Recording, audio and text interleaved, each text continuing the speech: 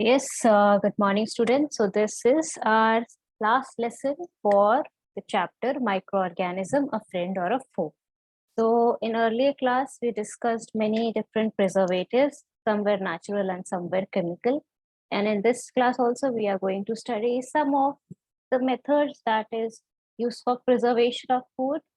So let's move on ahead and see, right? So we will start with a picture right here. Okay, so whenever your mother or any of your family members bring home milk from the market, so what they do is first they boil the milk and then only they give you to drink it. So why do you think we boil milk? Why is it necessary to boil the milk? You have to give your answers now. Why do you think it is necessary for boiling milk? Why we cannot eat it, like why we cannot drink it directly? Okay, because it kills the germs. You can write your answers in the chat box. Yes, because it kills the germs. Yes, very good. So yes, you all gave the right answer. So what about the second picture? So why we are using refrigerators to store our food, but not other thing? Like why we are not keeping our food in the open and why we are using the refrigerators? Okay, any answers from your side? So yes, why we are using these refrigerators for storing food, or like why we are not storing food in the open? Yes, what is this refrigerator doing? Yes, it cools down the food so that food spoils in a slower period of time. It doesn't spoil in faster. It's so the speed of spoilage becomes slower. Yes, very good. So yes, you all answered it correctly. So now we will see some hot and cold treatments. So this is the topic that we are going to discuss right now, some hot and cold treatments. Like these type of treatment we give to food for its preservation, right? So let's see what happens in the hot and cold treatment. Okay, so here, as you can see, what we do in hot treatment is we boil the food. Like in case of milk, we are boiling it, right? So that we can prevent it from contamination. So this is give. So this in this activity, what we are doing is we are giving the heat treatment to the food. And then what is the cold treatment? Yes, what were we using in the second picture? We were using the freezer, right? So we are lowering down the temperature so that the microbes, they do not grow easily on these food treatments. So what is the type of treatment that we are giving? Is the cold treatment. So this was all about hot and cold treatment. So now we will move on ahead. And now there is one curiosity question for you. That question is, okay, so you all must have seen that whenever you buy something from market, any eating material, you get it in a packet, right? And in that packet also you can see some air is filled into it. So why do you think this air is filled? Why not we take some deflated packets? And why we are putting them in plastic packets, not any other packets? So you have to give the answer for this now. Okay. So yes, I will wait for 5 seconds and then we will discuss your answers. Okay. So yes. And in case of milk also, you can see that this comes under this packet. So why do you think this comes under this packet? And as you can see in this packet also, it is written that this milk is pasteurized, right? As this milk is pasteurized. So like, yes, why do we take food in packets? Because the gas that is filled inside the packet is keeping those microbes away from that food and protecting the food from getting moist and soggy and it contaminated. So this is the reason why we use gas in the plastic packets food. And also in milk packets, you must have seen that sometimes it's written as pasteurized milk, right? So what do you mean by pasteurization now? So this is my second question for today. What do you mean by pasteurization? If you want, you can explain it with the help of the second picture. Let me show you the second picture. Yes, what do you see in this pasteurization? What is happening? Okay, the milk, we are taking it from the cow. Yes, very good. Then we are putting it through a heating section where the milk get heated at about 700 degrees Celsius, so much high temperature. For 15 to 30 seconds, we are putting milk in this heat section. and then we are immediately transferring to a colder section. So and then we are collecting into the bottle. So what is done in the pasteurization? Heating and cooling are done simultaneously of the milk to free the milk from harmful microbes. So this is the method of pasteurization. So let's see. Now we will see who discovered this method of pasteurization. Let's see. Okay. So now we will move on ahead and see some more details about pasteurization. So yes, who was the scientist? It was Louis Pasteur. So now we will see this pasteurization method in more details, right? So this is our second topic for today, pasteurization. So Louis Pasteur was the scientist. As you can see his surname, Pasteur is there. So pasteurization is the process, right? So let's see some more details. Okay, so now as we read about pasteurization and how it happens. So now we will come to our, so yes, this was the question we discussed earlier, like why do these days dry fruits and even vegetables are sold in sealed and airtight packets? We all discussed it, right? So which gas is filled inside that packet? Yes, it is nitrogen gas. And why this nitrogen gas is put inside these packets? Because it helps in the prevention of contamination from the microbes, right? So what we are going to study now is about nitrogen fixation, this process. We will study about nitrogen fixation process.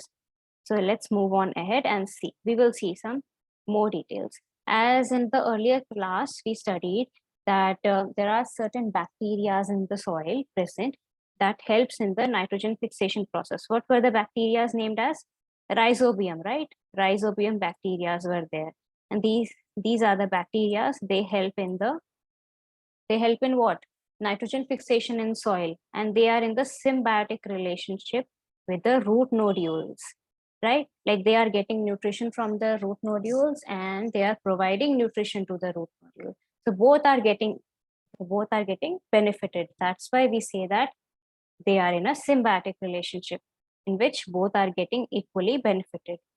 So let's move on to our next curiosity question, and that is, you have to name some of the leguminous plants which helps in the process of nitrogen fixation.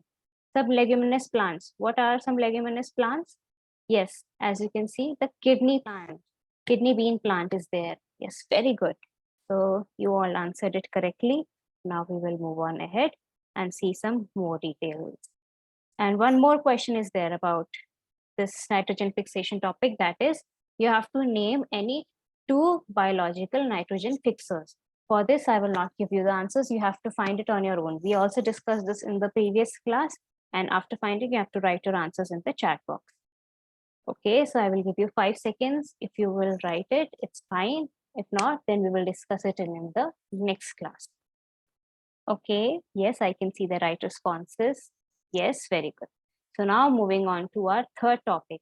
Before moving on to our third topic, we will see a pie chart, right? So in this pie chart, what can you observe? Okay, there are different compositions of air. Very good. What else can you see? Okay, what all gases can you see in the air? There is oxygen present. What else? There is nitrogen present, carbon dioxide, water vapor, and other gases. So how much is oxygen present? It is 21%. And how much is nitrogen? It is 78%. Nitrogen is present in a large amount, right? And the other gases are present in such a small amount, like 1%.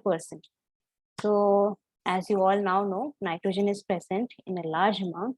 So what we are going to study right now is nitrogen cycle, like how this nitrogen gas is maintained in our atmosphere, right? It is maintained through the process of nitrogen cycle. So now we will see the process of nitrogen cycle and what happens in this process, right? So now there is a table, like a flow chart. We will read this flow chart and we will try to understand what is happening. So what happens is there is this atmospheric nitrogen, and atmospheric nitrogen is present in the form of lightning. Whenever there is lightning, there is nitrogen present, and nitrogen fixing bacteria fix atmospheric nitrogen. And what they do is then after fixing the nitrogen, the bacteria in turn fix nitrogen into nitrogenous compounds, more simpler compounds they turn into. And then what happens is compound of nitrogens in soil. So the soil is now is rich in nitrogen. And then what happens is plants, they take up nitrogen from the soil, and then these plants are eaten by the animals, right? So now animals are also having nitrogen in their body. And then these animals, they produce waste products, right? And these waste products are having nitrogen in them, and these waste products help the soil to again get their nitrogen back in the form of animal waste or excretion. So this was one of the process of nitrogen fixation. What all things happen more are like bacteria turn compounds of nitrogen into gaseous nitrogen. This is also is happening. So these are the different processes that are taking place in the nitrogen cycle. And this is how the content of nitrogen is maintained in our atmosphere. So now are you clear like how this nitrogen is fixed and how this nitrogen levels are maintained in our atmosphere? Yes, I can see your responses. Yes, so most of you are clear. So yes, now we will move on to our next topic. Next question, right? Okay, so this is our curiosity question this time. So what is the importance of nitrogen cycle now? Why is this nitrogen cycle so important? We just discussed now. Because it helps in maintaining the nitrogen level in our atmosphere. First is this. Yes, very good. What else? You can write it in the chat box. What are the other reasons? Yes, plants also require nitrogen and animals also require nitrogen.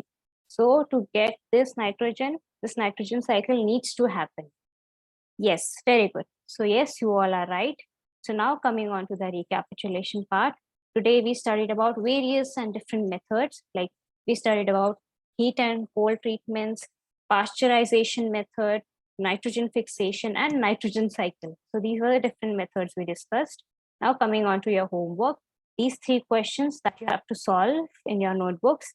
And there is the activity. What you have to do in this activity is you have to watch this video on how Louis Pasteur discovered the pasteurization method. And then you have to prepare a report. And the link is given below. This is the link. And from this link, you will get the video. So yes, do you have any doubt regarding whatever we studied today? Okay. So I think no one is having doubts. That is good to know. So yes, so now we will meet in our next class. So thank you for listening. And I hope if you have any doubt, you will ask it in future, right? Okay, so bye and thank you for attending.